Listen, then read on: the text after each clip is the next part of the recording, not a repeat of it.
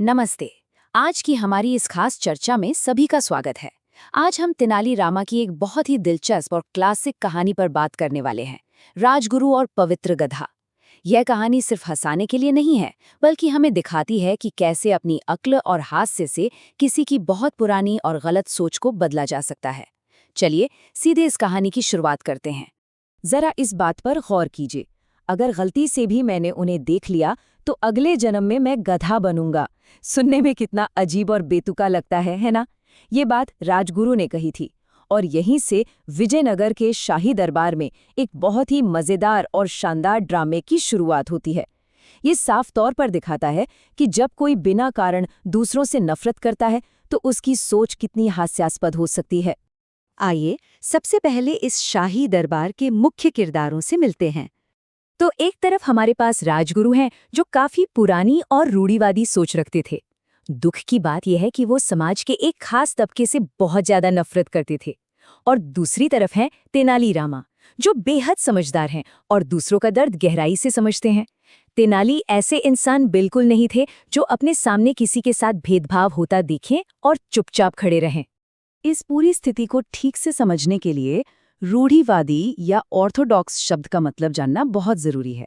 इसका मतलब सिर्फ सख्त होना नहीं है, बल्कि पुरानी परंपराओं को बिना सोचे समझे मानना और किसी भी तरह के बदलाव से साफ इनकार कर देना है। राजगुरु दरबार में बहुत ही ताकतवर थे, इसलिए उनकी ये सोच कोई छोटी मोटी बात नहीं थी, बल्कि समाज के लिए एक बहुत बड़ी समस्या थी। अब बात करते हैं राजगुरु के इस पूर्वाग्रह की, जिसने इस पूरे विवाद को जन्म दिया। जब तेनाली रामा ने राजगुरु से उनके इस बर्ताव का कारण पूछा, तो जो जवाब मिला वो हैरान करने वाला था। राजगुरु सच में मानते थे कि कुछ लोग जन्म से ही बुरे होते हैं। उनका दावा था कि अगर वो उन्हें देख भी लें तो उन्हें अपने अगले जन्म में गधा बनना पड़ेगा। सोचिए, बिना किसी कारण की नफरत और पूर्वाग्रह इंसान की सोचने समझने की ताकत को कितना अजीब बना देता है। ये भेदभाव का एक बहुत ही खतरनाक परिणाम है। ये सब सुनकर तेनाली रामा को तुरंत एहसास हो गया कि राजगुरु को उन्हीं की भाषा में सबक सिखाना पड़ेगा। लेकिन ध्यान देने वाली बात यह है कि उन्होंने इसके लिए गुस्से या बहस का सहारा बिल्कुल नहीं लिया। इसके बजाय उन्होंने फैसला किया कि वो अपनी बुद्धि का इस्तेमाल करेंगे और राजगुरु के इसी बेतुके तर्क को उन्हीं के खिलाफ हथियार बनाएंगे। कुछ दिनों बाद एक शाही जुलूस निकला और यहीं से शुरू हुई इस शानदार मजाक की तैयारी। आगे का नज़ारा किसी बेहतरीन कॉमेडी फिल्म से कम नहीं था। राजा कृष्णदेव रॉय विजयनगर की सड़कों पर अपना भव्य शाही जुलूस निकाल रहे थे। तभी रास्ते में गधों का एक झुंड आ गया। तेनाली रामा ने जैसे ही उन गधों को देखा, वो झट से अपने घोड़े से नीचे कूदे और उन गधों के सामने झुक-झुक कर उन्हें पूरी श्रद्धा से प्रणाम करने लगे। जरा कल्पना कीजिए, एक शाही जुलूस के बीचों बीच दरबार का इतना बड़ा और समझदार मंत्री खेत के गधों को प्रणाम कर रहा है। और फिर आता है इस कहानी का सबसे मजेदार हिस्सा, इसका क्लाइमैक्स।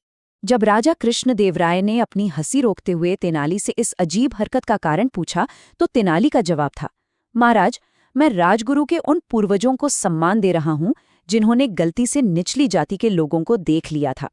ये एक ऐसा करारा और शानदार जवाब था जिसने बिना किसी लड़ाई झगड़े के पूरे जुलूस के सामने राजगुरु की बेतुकी सोच की पोल खोलकर रख दी। इस चतुराई भरे मजाक का नतीजा क्या निकला, आइए देखते हैं। राजगुरु तुरंत उस हंसी मजाक के पीछे छिपा असली और गहरा संदेश समझ गए। सबके सामने ये साबित हो गया कि उनका ये पूर्वाग्रह कितना खोखला था। और इसका सबसे बेहतरीन परिणाम ये हुआ कि उस दिन के बाद से राजगुरु ने लोगों के साथ भेदभाव करना हमेशा के लिए छोड़ दिया। अपनी बुद्धि और हास्य का इस्तेमाल करके तेनाली ने साबित कर दिया कि कैसे हंसी मजाक से बहुत बड़ा बदलाव लाया जा सकता है। इस चर्चा के अंत में सोचने के लिए एक बहुत ही दिलचस्प सवाल सामने आता है। क्या गुस्से या डांट फटकार की बजाय एक अच्छे मजाक या हास्य से सिखाया गया सबक ज्यादा लंबे समय तक याद रहता है?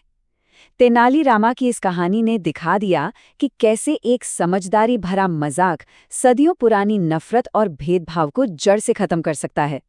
इस विचार के साथ आज की इस ऐतिहासिक कहानी को समझने के लिए हमारे साथ जुड़ने के लिए बहुत बहुत धन्यवाद।